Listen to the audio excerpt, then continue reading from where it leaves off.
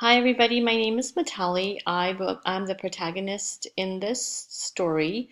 The date of my story begins probably September, October of 1992 at my high school. I am so excited to be done with high school. Not the best time for me. Wanted to put it behind me and was looking forward to the next chapter in my life. I knew that I did not have the best grades, but I knew I didn't have the worst grades either. I was your average high school student. This was the first time I had ever gone to meet with my high school guidance counselor, but I was excited because we were going to talk about college and where I should apply and it was just such a thrilling prospect to be done with high school. I walk into her office.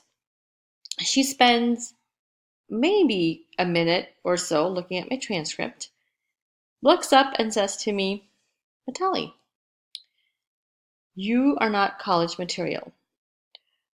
College is not for you, but it's okay. It is not for everyone. Save your parents money and go to a career tech school, get a certificate, and see what kind of job you land with that. That was the end of our conversation. There was nothing else she told me. At that point, I said, thank you very much. And I walked out of her office crying, crying. My self worth, my self confidence was at a negative, actually. That's how she made me feel. I was just devastated. I didn't know what to do. And I decided, you know what? I'm going to try anyway. At this point, what do I have to lose? I'm going to try, I'm going to apply, and see where that takes me. Fast forward, I start my bachelor's of psychology at the University of Massachusetts. Get there, and I'm doing well in some classes, I'm not doing so well in others. I can't figure out why, because here I am studying day and night. I am doing what my friends are doing. They are memorizing, they are writing, they're rewriting, they're doing all these things and getting good grades. So I naturally assumed I'll do the same and I shall see good grades. And I wasn't. Once again, I'm at the end of my college. Once again, my grades are okay. They are not stellar, but they're not mediocre by any means. They're okay. I get the same message from a faculty advisor.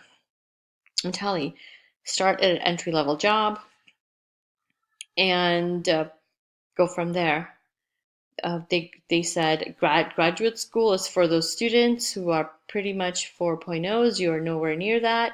It's not going to happen for you. Once again, I didn't listen. Maybe I have an issue with authority, I don't know, but I just decided, you know what? I am going to apply and see where that takes me. Miraculously, I got into one graduate program. I'd applied to like 10, I got into one. I get there and I think to myself, things will be different. I am not going to be the one that is studying day and night and not seeing the results of my grades. And I started to just study a little differently. I didn't memorize, I didn't write, I didn't rewrite. I just slowly began to find my own learning style. It wasn't until years and years later that I knew what that learning style was. Okay? And I just thought to myself, my God, if someone had just taken that time to sit with me and go and coach me through this process of how do you learn best, Matali?